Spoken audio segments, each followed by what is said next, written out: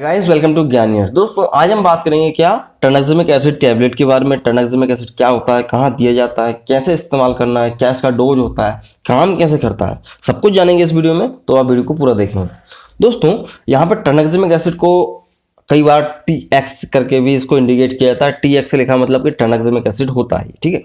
तो ये ट्रांक्जिमिक एसिड अधिकतर ब्लीडिंग को रोकने के लिए दिया जाता है, ठीक है। इतना आप क्लियर रखो कि भाई ब्लीडिंग को रोकना है, ट्रांक्जिमिक एसिड देना पड़ेगा, ठीक है। तो पहले अपन समझते हैं इसके ब्रांड नेम्स, ताकि आपको आसानी हो कि हम किस टैबलेट के बारे में बात कर रहे हैं।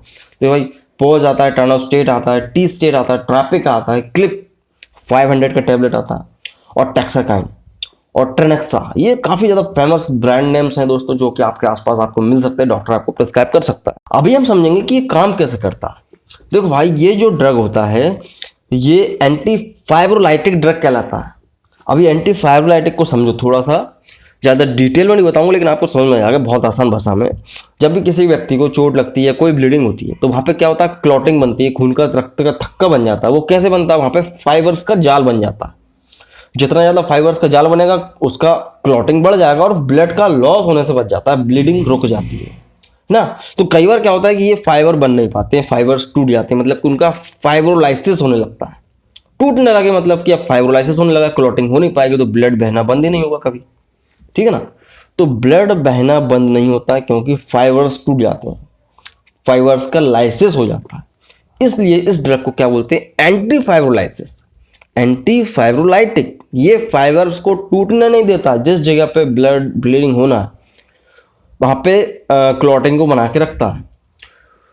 तो इस तरह से ये ब्लीडिंग को रोकता है। भाई ये फाइबर को टूटने नहीं देता, उनका बोले चाहिए लाइसिस नहीं होने देता, लाइसिस नहीं होने देता। ये मैं एक आम आदमी के हिसाब से बोल रहा हूँ ऐसा कि लाइसिस नहीं होने देता, फाइबर को टूटने नहीं देता, आप इतना मान चलो। तो इस तरह से ब्लीडिंग ज़्यादा हो नहीं पाती। बात करें कहाँ कहाँ इस्तेमाल करते हैं, कई लोग इसको जो है वीडियोस बना रहे हैं, सिर्फ और सिर्फ ये बोलते हैं भाई कि महिला की डिलीवरी के बाद की ब्लीडिंग को रोकने के लिए या पीरियड्स के लिए। ऐसा कुछ नहीं है।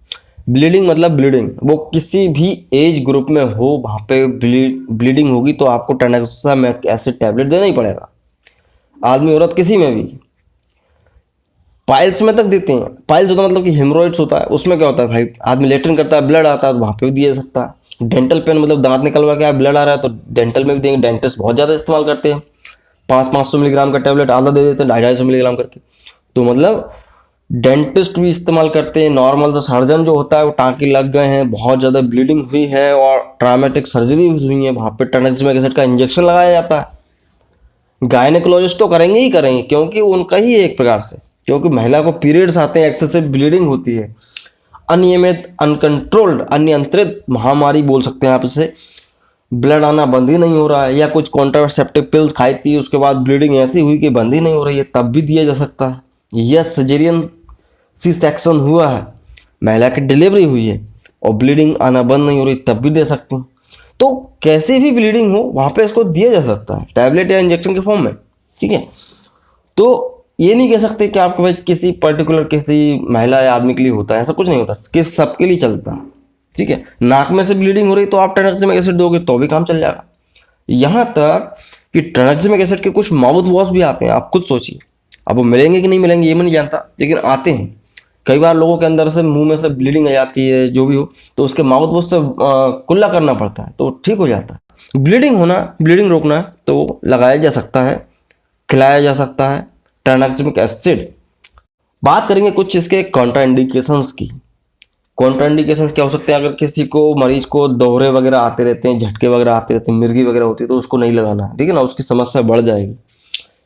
अल्कोहल, शराब पिया हुआ कोई व्यक्ति, महिला जो भी अल्कोहल कंजप्शन किया है 2-3 घंटे पहले और उसको चोट लग गई है, उसको पीरियड आ गया, जो वेटेवर, तो नहीं दिया जा सकता, अल्कोहल के साथ नहीं देना।